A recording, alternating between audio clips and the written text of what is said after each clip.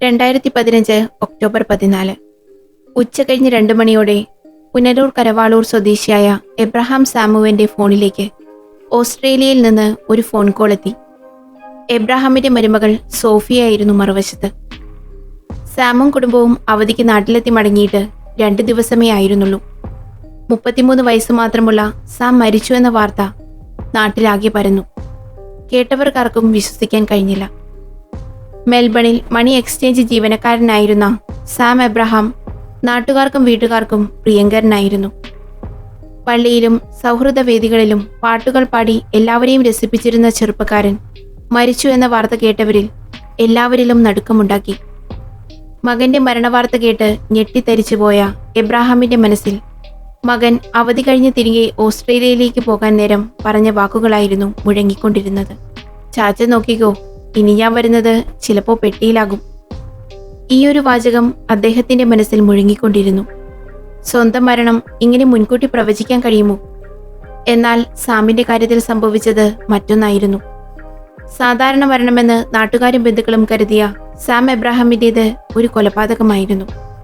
1 വർഷത്തോളം ആസൂത്രണം ചെയ്ത് നടപ്പിലാക്കിയ ആ കൊലപാതകം തെളിയിക്കാൻ ഓസ്ട്രേലിയൻ പോലീസിന് വേണ്ടി വന്നത് 10 മാസങ്ങൾ.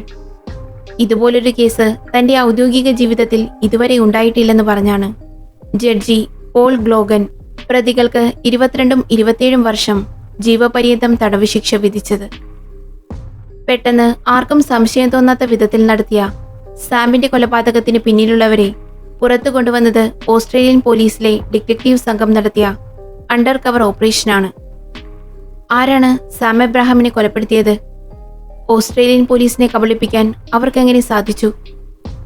സിനിമാ കഥയെ വെല്ലുന്ന സാം എബ്രഹാം കൊലക്കേസിനെ കുറിച്ചാണ് ഇന്ന് നമ്മൾ കാണാൻ പോകുന്നത്. സാമിന്റെയും സോഫിയയുടെയും പ്രണയവിവാഹമായിരുന്നു. ഒരേ നാട്, ഒരേ പള്ളി, പഠിച്ചതും ഒരേ കോളേജിൽ. സാം നന്നായി പാടുമായിരുന്നു. പള്ളിയിലെ ഗായക സംഘത്തിൽ സാമും സോഫിയയും ഒരുമിച്ചായിരുന്നു. നാട്ടിലും പള്ളിയിലും കോളേജിലും എല്ലായിടത്തും ഒരുമിച്ചായിരുന്നു അവർ. ഡിഗ്രി പഠനത്തിന് ശേഷം MBA ചെയ്യാൻ സാം തമിഴ്നാട്ടിലേക്ക് പോയി. അതേസമയം സോഫിയ PG പഠനത്തിനായി MG യൂണിവേഴ്സിറ്റിയാണ് തിരഞ്ഞെടുത്തത്. പഠനത്തിനു ശേഷം ജീവിതത്തിലും ഒരുമിക്കാം എന്ന തീരുമാനമെടുത്തപ്പോൾ നാട്ടുകാർക്കും വീട്ടുകാർക്കും വലിയ അത്ഭുതമൊന്നും ഉണ്ടായിരുന്നില്ല. പക്ഷേ സാമിന്റെ ചാച്ചൻ ഈ വിവാഹത്തിനെതിരായിരുന്നു. എന്നാൽ സാമിനെ വിവാഹം ചെയ്യാൻ കഴിഞ്ഞില്ലെങ്കിൽ ആത്മഹത്യ ചെയ്യുമെന്ന് സോഫിയ പറഞ്ഞപ്പോൾ എതിർപ്പുകളുടെ ശക്തി കുറഞ്ഞു. 2008 സാമും സോഫിയയും വിവാഹിതരായി. വൈകാതെ ഇരുവർക്കും ഒരു ആൺകുഞ്ഞ് ജനിച്ചു. ഒമാനിലെ മണി എക്സ്ചേഞ്ച് സ്ഥാപനത്തിലായിരുന്നു സാമിന് ജോലി. സോഫിയ ബാംഗ്ലൂരിലും. ഒമാനിലേക്ക് വരാൻ സാം പലതവണ നിർബന്ധിച്ചിട്ടും സോഫിയ അതിന് തയ്യാറായില്ല. ഓസ്ട്രേലിയയിലേക്ക് മൈഗ്രേറ്റ് ചെയ്യാനായിരുന്നു സോഫിയ ആഗ്രഹിച്ചത്. പക്ഷേ സാമിനത് അത്ര വലിയ താല്പര്യമുണ്ടായിരുന്നില്ല. ഒമാനിൽ നിന്ന് വരുന്നത് പോലെ ഓസ്ട്രേലിയയിൽ നിന്ന് ഇടയ്ക്കിടെ നാട്ടിൽ വരാൻ കഴിയില്ല എന്നതായിരുന്നു സാമിനെ പിന്നോട്ട് വലിച്ച കാരണം. നാടും കുടുംബവും അത്രയും പ്രിയപ്പെട്ടതായിരുന്നു സാമിന്. എന്നാൽ 2012 സോഫിയ ഓസ്ട്രേലിയയിലേക്ക് മൈഗ്രേറ്റ് ചെയ്തു. 1 വർഷത്തിനു ശേഷം 2013 മെയ്യിൽ സാമും ഓസ്ട്രേലിയയിലെത്തി. സോഫിയയും കുഞ്ഞിനെയും പിരിഞ്ഞിരിക്കാൻ സാമിന് കഴിയില്ലായിരുന്നു. അതുകൊണ്ട് ഒമാനിൽ നിന്നും ട്രാൻസ്ഫർ വാങ്ങി സാം കുടുംബത്തിനോടൊപ്പം ചേർന്നു. കേരളത്തിലെ പോലെ ഓസ്ട്രേലിയയിൽ പള്ളിയിലും മലയാളി സൗഹൃദ കൂട്ടായ്മയിലും സജീവമായിരുന്നു സാം. എന്ത് പരിപാടിയുണ്ടെങ്കിലും സാമിന്റെ പാട്ടുണ്ടാകും. ജോലി തിരക്കുകൾ എത്രയുണ്ടെങ്കിലും വർഷത്തിലൊരിക്കൽ സാമും സോഫിയയും കുഞ്ഞും കേരളത്തിലെത്തും. അങ്ങനെ 2 അവധിക്കാലങ്ങൾ കഴിഞ്ഞുപോയി. 2015 ഒക്ടോബറിൽ അവധിക്ക് നാട്ടിലെത്തിയ സാമിൽ ചില മാറ്റങ്ങൾ വീട്ടുകാർ ശ്രദ്ധിച്ചു. എന്തോ ഒരു കടുത്ത ദുഃഖം സാമിനെ അലട്ടുന്നതായി അടുത്ത ബന്ധുക്കൾക്ക് തോന്നി. പക്ഷേ എന്താണ് ആ സങ്കടമെന്ന് മാത്രം സാം പറഞ്ഞില്ല. അടുത്ത തവണ നാട്ടിലേക്ക് വരുന്നത് പെട്ടിയിലാകുമെന്ന് പറഞ്ഞ് പൊട്ടിച്ചിരിക്കുക മാത്രം ചെയ്തു. വല്യപ്പച്ചൻ്റെ അരികിലായി തന്നെ സംസ്കരിക്കണമെന്നും മരണച്ചടങ്ങുകൾ ഗംഭീരമായി നടത്തണമെന്നും പറഞ്ഞുവെച്ച സാമിന് ഇത് എന്തു പറ്റിയെന്നാണ് ചാച്ചൻ ഉൾപ്പെടെയുള്ളവർ ആലോചിച്ചത്. സാമിന്റെ വാക്കുകൾ അറം പറ്റിയതുപോലെ അവർ പോയി 2 ദിവസത്തിനു ശേഷം ഓസ്ട്രേലിയയിൽ നിന്നും സാമിന്റെ മരണവാർത്ത എത്തി. ഉറക്കത്തിൽ ഹൃദയാഘാതം സംഭവിച്ച് മരണമെന്നായിരുന്നു പ്രാഥമിക വിവരം. പഠനകാലം മുതൽ ഇണപിരിയാത്ത കൂട്ടുകാരായി നടന്ന പ്രിയതമന്റെ വിയോഗത്തിൽ ആകെ തകർന്നുപോയ സോഫിയയാണ് പിന്നീട് നാട്ടുകാരും വീട്ടുകാരും കണ്ടത്. 30കളിൽ വിധവയാവേണ്ടി വന്ന സോഫിയയുടെ ദുഃഖം കണ്ടു നിന്നവരെ പോലും കണ്ണീരണിയിച്ചു. സാം പറഞ്ഞതുപോലെ വല്യപ്പച്ചന്റെ കല്ലറയ്ക്കടുത്തു തന്നെ സാമിനെയും അടക്കി. ഒരാഴ്ച കഴിഞ്ഞപ്പോൾ സോഫിയയ്ക്കും കുഞ്ഞിനും ഓസ്ട്രേലിയയിലേക്ക് മടങ്ങേണ്ടി വന്നു. സോഫിയ എല്ലാ ശനിയാഴ്ചയും സാമിന്റെ മാതാപിതാക്കളെ വിളിച്ച് വിശേഷങ്ങൾ പങ്കുവയ്ക്കുമായിരുന്നു. അകാലത്തിൽ മകനെ നഷ്ടപ്പെട്ട കുടുംബത്തിന് സോഫിയയുടെ ആഴ്ചതോറുമുള്ള ഈ വിളികൾ ആ കുടുംബത്തിന് ഒരു ആശ്വാസമായിരുന്നു. 9 മാസങ്ങൾ അങ്ങനെ കടന്നുപോയി. 2016 ഓഗസ്റ്റ് 21 ശനിയാഴ്ച. പതിവ് പോലെ സോഫിയയുടെ ഫോൺ കോൾ പ്രതീക്ഷിച്ചിരിക്കുകയായിരുന്നു എബ്രഹാം. എന്നാൽ സ്ഥിരം വിളിക്കാറുള്ള സമയത്ത് സോഫിയ വിളിച്ചില്ല. എന്തെങ്കിലും തിരക്കിൽപ്പെട്ടതായിരിക്കുമെന്ന് കരുതി അവരത് ഗൗരവമാക്കിയില്ല. ഒരാഴ്ച കൂടി കഴിഞ്ഞു. ആ ശനിയാഴ്ചയും സോഫിയയുടെ ഫോൺ കോൾ വരാതായപ്പോൾ എബ്രഹാമിന് ആശങ്കയായി. അരുതാത്തതെന്തെങ്കിലും സംഭവിച്ചു കാണുമോ? ഉടനെ എബ്രഹാം സോഫിയയുടെ സഹോദരിയെ ഫോണിൽ ബന്ധപ്പെട്ടു. സഹോദരി സോണിയ പറഞ്ഞത് കേട്ട് എബ്രഹാമിന് വിശ്വസിക്കാൻ കഴിഞ്ഞില്ല. സോണിയയുടെ പക്കൽ സാമിന്റെ കുഞ്ഞുമുണ്ടായിരുന്നു. അപ്പോൾ അദ്ദേഹത്തിന് വിശ്വസിക്കാൻ കഴിയാതിരുന്ന വാർത്ത പോലീസ് സോണിയയെ അറസ്റ്റ് ചെയ്തു എന്നതായിരുന്നു. സാമിനെ കൊലപ്പെടുത്തിയത് അദ്ദേഹത്തിന്റെ ഭാര്യ സോഫിയയായിരുന്നു. ഇതായിരുന്നു സഹോദരി സോണിയ ഫോണിലൂടെ എബ്രഹാമിനോട് പറഞ്ഞത്. ഭർത്താവിന്റെ മൃതദേഹത്തിന് അരികിലിരുന്ന് അലമുറയിട്ട് കരഞ്ഞിരുന്ന ആളുകളെ അഭിമുഖീകരിക്കാൻ പോലും കഴിയാതെ മുറിയിലടച്ചിരുന്ന സോഫിയ കൊലപാതകം ചെയ്തു എന്ന് വിശ്വസിക്കാൻ എബ്രഹാമിനോ സാമിന്റെ കുടുംബത്തിനോ കഴിഞ്ഞില്ല. കുറച്ചു മാസങ്ങൾക്ക് മുമ്പ് തങ്ങൾ കൺമുന്നിൽ കണ്ടതൊന്നും സത്യമായിരുന്നില്ലേ എന്ന് നടുക്കത്തോടെ ഓർക്കാനേ അവർക്ക് സാധിച്ചുള്ളൂ. എത്ര സമർത്ഥമായിട്ടാണ് സോഫിയ എല്ലാവരെയും വിശ്വാസത്തിലെടുത്തത്. കണ്ടതാണോ വിശ്വസിക്കേണ്ടത്, അതോ കേട്ടതോ? സാമിന്റെ കുടുംബം ഒന്നാകെ വലിയൊരു സങ്കടത്തിലേക്ക് ആണ്ടുപോയി. അതേസമയം സോഫിയയ്ക്കെതിരെ കൃത്യമായ തെളിവുകൾ ശേഖരിച്ചതിന് ശേഷമാണ് ഓസ്ട്രേലിയൻ പോലീസ് അവരെ അറസ്റ്റ് ചെയ്തത്. സൈനൈഡ് നൽകിയായിരുന്നു കൊലപാതകമെന്ന് പോലീസ് കണ്ടെത്തി. സോഫിയ ഒറ്റയ്ക്കായിരുന്നില്ല ഈ കൃത്യം ചെയ്തത്. അതിന് അവരെ സഹായിച്ചത് കാമുകനായ അരുൺ കമലാസനായിരുന്നു എന്നും പോലീസ് വെളിപ്പെടുത്തി. ആ വിവരം സോഫിയയെയും സാമിനെയും അറിയുന്നവർക്ക് വലിയ ഞെട്ടലാണ് ഉണ്ടാക്കിയത്. പഠനകാലത്ത് പ്രണയിച്ച് ദീർഘകാലത്തെ സൗഹൃദത്തിന് തുടർച്ചയായി വിവാഹം കഴിച്ച സോഫിയയ്ക്ക് മറ്റൊരു ബന്ധം ഉണ്ടായിരുന്നു എന്നത് പലർക്കും അവിശ്വസനീയമായിരുന്നു. എന്നാൽ കൃത്യമായ തെളിവോടെയായിരുന്നു ഓസ്ട്രേലിയൻ പോലീസ് സോഫിയയെയും കാമുകൻ അരുൺ കമലാസിനെയും അറസ്റ്റ് ചെയ്തത്. 10 മാസം നീണ്ട അന്വേഷണത്തിനൊടുവിൽ ഓസ്ട്രേലിയൻ പോലീസിന്റെ പ്രത്യേക അന്വേഷണ സംഘം ഇരുവരെയും പിടികൂടുകയായിരുന്നു. MG യൂണിവേഴ്സിറ്റിയിലെ PG പഠന കാലയളവിൽ സോഫിയയും അരുൺ കമലാസനും പരിചയപ്പെടുന്നത്.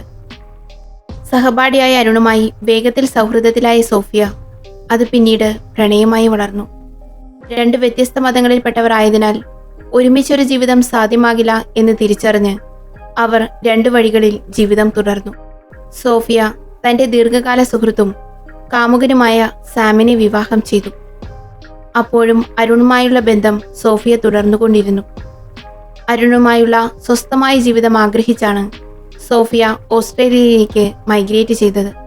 സോഫിയയ്ക്ക് പിന്നാലെ അരുൺ കമലാസനും അവിടേക്കെത്തി. ആദ്യം കുടുംബത്തിനൊപ്പം വന്ന അരുൺ കുറച്ചു മാസങ്ങൾക്കുള്ളിൽ സാമ്പത്തിക മാന്യതയുടെ കാര്യം ചൂണ്ടിക്കാട്ടി ഭാര്യയെയും കുഞ്ഞിനെയും നാട്ടിലേക്ക് പറഞ്ഞുവിട്ടു. അങ്ങനെ ഇരുവരും മറ്റു കെട്ടുപാടുകളുമില്ലാതെ സുഗമമായി മുന്നോട്ടു പോകുന്നതിനിടയിലാണ് സാം ഓസ്ട്രേലിയയിലേക്ക് എത്തുന്നത്. ഇതോടെ സാമിനെ എങ്ങനെയെങ്കിലും ഒഴിവാക്കണമെന്ന ചിന്തയായി ഇരുവർക്കും. അതിനായി വിശദമായ പ്ലാൻ തന്നെ അവർ തയ്യാറാക്കി. നാട്ടിൽ നിന്ന് സൈനൈഡ് സംഘടിപ്പിക്കുകയായിരുന്നു അരുൺ കമലാസൻ ആദ്യം ചെയ്തത്. അതിനുശേഷം ഉചിതമായ ഒരു സമയത്തിനു വേണ്ടിയുള്ള ഒരു കാത്തിരിപ്പായിരുന്നു. എന്നാൽ അതിനിടയിൽ ഒരു കാർ പാർക്കിങ്ങിൽ വെച്ച് സാമിനെ കൊലപ്പെടുത്താൻ അരുൺ ശ്രമിച്ചെങ്കിലും അതിൽ പരാജയപ്പെട്ടു. അന്നു മുതലാണ് തന്നെ ആരോ കൊലപ്പെടുത്താൻ പദ്ധതിയിട്ടിട്ടുണ്ടെന്ന് സാം തിരിച്ചറിഞ്ഞത്. നാട്ടിലേക്കുള്ള അവസാന യാത്രയിൽ ബന്ധുക്കളോട് ഈ കാര്യം തമാശയായി സൂചിപ്പിച്ചതിന് പിന്നിലുള്ള കാര്യം ഇതായിരുന്നു. പക്ഷേ സംഭവിക്കാനുള്ളത് തടയാൻ സാമിന് കഴിഞ്ഞില്ല. 2015 ഒക്ടോബർ 13 രാത്രി സഹോദരി സോണിയയുടെ വീട്ടിൽ പോയി തിരിച്ചു വന്ന സോഫിയ കാർ പാർക്ക് ചെയ്ത് വീട്ടിനുള്ളിലേക്ക് നടന്നു. സോഫിയ വരുന്നതും കാത്ത് അരുൺ വീടിന്റെ പരിസരത്ത് ഒളിച്ചിരിക്കുകയായിരുന്നു. സോഫിയ വീടിനുള്ളിലേക്ക് കയറിയതിന് പിന്നാലെ അരുണും അകത്തേക്ക് കയറി. സോഫിയ സാമിനും മകനും അവോക്കാഡോ സ്മൂത്തി തയ്യാറാക്കി നൽകി. ഉറക്കഗുളിക ചേർത്ത് നൽകിയ സ്മൂത്തി കഴിച്ച സാമും മകനും ഗാഢനിദ്രയിലായി. സോഫിയ വീണ്ടും ഒരു ഓറഞ്ച് ജ്യൂസ് കൂടി തയ്യാറാക്കി. അതിൽ സയനൈഡ് ചേർത്തു. ഉറങ്ങിക്കിടന്ന സാമിന് ഒരു ടീസ്പൂണിൽ അല്പാൽപമായി സയനൈഡ് കലർത്തിയ ജ്യൂസ് നൽകി. 20 മിനിറ്റോളം എടുത്താണ് സാമിന് സോഫിയയും അരുണും സയനൈഡ് ജ്യൂസ് നൽകിയത്. അതിനുശേഷം അതുപോലെ തന്നെ ബെഡിൽ കിടത്തുകയും ചെയ്തു. അടുത്ത ദിവസം രാവിലെ സോഫിയ തന്നെ എമർജൻസിയിൽ വിളിച്ച് സാം ഉണരുന്നില്ല എന്നറിയിച്ചു. വീട്ടിലെത്തിയ പോലീസിന് സംശയാസ്പദമായി ഒന്നും തോന്നിയില്ല. ഒരുമിച്ച് ഉറങ്ങാൻ കിടന്ന് രാവിലെ ഉണർന്നപ്പോൾ സാം എഴുന്നേൽക്കുന്നില്ല എന്നാണ് സോഫിയ പറഞ്ഞത്. പ്രഥമ ദൃഷ്ടിയാൽ കാര്യങ്ങൾ അവിശ്വസിക്കേണ്ട യാതൊന്നും അവിടെ കാണാൻ കഴിയാതിരുന്നതിനാൽ സാധാരണ രീതിയിലുള്ള നടപടിക്രമങ്ങൾ പോലീസും പിന്തുടർന്നു. ഉറക്കത്തിൽ ഹൃദയാഘാതം സംഭവിച്ചതാകാമെന്ന സൂചനയാണ് സോഫിയ നൽകിയത്. എന്നാൽ മൃതദേഹം പോസ്റ്റ്മോർട്ടത്തിന് വിട്ടപ്പോൾ ചെയ്യേണ്ട പരിശോധനകളിൽ വിഷാംശമുള്ളിൽ ചെന്നിട്ടുണ്ടോ എന്നുകൂടി നോക്കാനുള്ള നിർദ്ദേശം അന്ന് ഡ്യൂട്ടിയിലുണ്ടായിരുന്ന ഫോറൻസിക് പാത്തോളജിസ്റ്റ് നൽകി. സൈനൈഡ് മരണങ്ങൾ ഓസ്ട്രേലിയയിൽ അത്ര സാധാരണമല്ല. കാരണം അവിടെ സൈനൈഡ് ലഭ്യമല്ല. എങ്കിലും എന്തുകൊണ്ടോ പരിശോധനയിൽ അതും കൂടി ഉൾപ്പെടുത്താൻ ആ ഫോറൻസിക് പാത്തോളജിസ്റ്റ് എഴുതി നൽകി. അത് നിർണായകമായി. പോസ്റ്റ്മോർട്ടം റിപ്പോർട്ട് വന്നപ്പോൾ 35 മില്ലിഗ്രാം സൈനൈഡ് സാമിന്റെ ശരീരത്തിൽ നിന്ന് കണ്ടെത്തി. അതോടെ കേസന്വേഷണത്തിന് പ്രത്യേക സംഘത്തെ ഓസ്ട്രേലിയൻ പോലീസ് നിയോഗിച്ചു. സാമിന്റെ സംസ്കാരം കഴിഞ്ഞ് തിരിച്ചെത്തിയ സോഫിയ അങ്ങനെ പോലീസ് നിരീക്ഷണത്തിലായി. ആദ്യ മാസങ്ങളിൽ തന്നെ സോഫിയ സ്ഥിരമായി ഒരാളെ വിളിക്കുന്നതും ഒരാളെ നേരിൽ കാണുന്നതും പോലീസിന്റെ ശ്രദ്ധയിൽപ്പെട്ടു. സാമിന്റെ പേരിലുണ്ടായിരുന്ന വാഹനം ഇയാളുടെ പേരിലേക്ക് മാറ്റിയതും അയാൾക്കൊപ്പം ഒരു ജോയിന്റ് അക്കൗണ്ട് കൂടി എടുത്തതും പോലീസ് അന്വേഷണം ആ വ്യക്തിയിലേക്ക് കൂടി നീളാൻ കാരണമായി. സോഫിയയുടെ ആ അടുത്ത സുഹൃത്ത് അരുൺ കമലാസനാണെന്ന് പോലീസ് കണ്ടെത്തി. അതോടെ അരുണും പോലീസ് നിരീക്ഷണത്തിലായി. അതീവ രഹസ്യമായിട്ടാണ് അന്വേഷണം പുരോഗമിച്ചത്. പോസ്റ്റ്മോർട്ടം റിപ്പോർട്ടിലെ വിവരങ്ങൾ സോഫിയയോട് പോലീസ് വെളിപ്പെടുത്തിയിരുന്നില്ല. ഹാർട്ട് അറ്റാക്ക് എന്ന് പറഞ്ഞത് എല്ലാവരും വിശ്വസിച്ചു എന്ന് കരുതിയ സോഫിയയും അരുണും പതിയെ അവരുടെ സ്വൈര്യ ജീവിതം ആരംഭിച്ചു. എന്നാൽ കൃത്യമായ തെളിവുകൾ ശേഖരിക്കുകയായിരുന്നു പോലീസ് സംഘം അപ്പോൾ. ഒരു ദിവസം ഒരു ബാറിൽ വെച്ച് അരുണുമായി സൗഹൃദബന്ധം സ്ഥാപിച്ച പോലീസ് സംഘം അയാൾ അറിയാതെ അയാളുടെ രഹസ്യങ്ങൾ തിരഞ്ഞുകൊണ്ടിരുന്നു. ഒടുവിൽ ഒരു സൗഹൃദ സംഭാഷണത്തിനിടയിൽ താനൊരാളെ കൊലപ്പെടുത്തിയിട്ടുണ്ടെന്നും അത് ആർക്കും കണ്ടുപിടിക്കാൻ കഴിഞ്ഞിട്ടില്ലെന്നും അരുൺ വെളിപ്പെടുത്തി. ഇതെല്ലാം വെറുതെ നുണയാണെന്ന് പറഞ്ഞ് അരുണിനെ രഹസ്യ പോലീസ് പ്രകോപിപ്പിച്ചതോടെ കൊലപാതകം നടത്തിയ വിവരം വിശദമായി അരുൺ തുറന്നു പറഞ്ഞു. ഇതെല്ലാം രഹസ്യ ക്യാമറയിൽ പോലീസ് പകർത്തുന്ന വിവരം അരുൺ അറിഞ്ഞതുമില്ല. അരുണിന്റെ ഈ വെളിപ്പെടുത്തൽ വീഡിയോ ആണ് കോടതിയിൽ നിർണായകമായത്. അരുണിന്റെയും സോഫിയയുടെയും ഫോൺ വിളികൾ ടാപ്പ് ചെയ്തിരുന്ന പോലീസിന് ഇരുവരും തമ്മിലുള്ള ബന്ധത്തെക്കുറിച്ചുള്ള തെളിവുകളും ലഭിച്ചു. ഇരുവരുടെ വീടുകളിൽ നിന്നും കണ്ടെത്തിയ ഡയറി കുറിപ്പുകളും ദീർഘകാലമായി ഇവർ തമ്മിലുണ്ടായിരുന്ന ബന്ധത്തിന് തെളിവായി.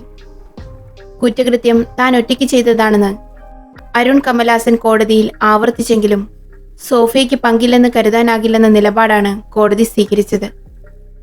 സോഫിയ അറിയാതെ തൊട്ടടുത്ത് കിടന്നുറങ്ങിയിരുന്ന ഭർത്താവ് കൊല്ലപ്പെടില്ല എന്ന് പ്രോസിക്യൂഷൻ വാദിച്ചു.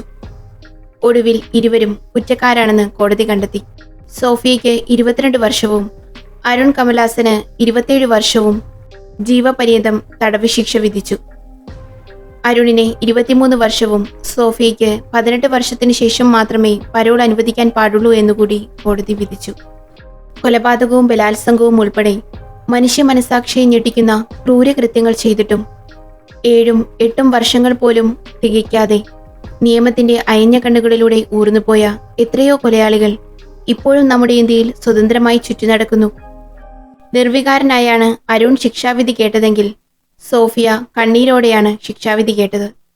സ്നേഹത്തിൽ സത്യവും വിശ്വാസവും ഇല്ലെങ്കിൽ അതിന്റെ ഫലം നാശം മാത്രമേയാകൂ. കപടമായ സ്നേഹം ഒരു ജീവിതം മുഴുവനും തകർക്കും. സോഫിയയുടെ ജീവിതം നമുക്ക് തരുന്ന പാഠവും ഇതുതന്നെയാണ്. പ്രിയ കൂട്ടുകാരെ, എന്നെ സ്നേഹിച്ചും പിന്തുണച്ചും കൂടെ നിൽക്കുന്ന എല്ലാവർക്കും നന്ദി.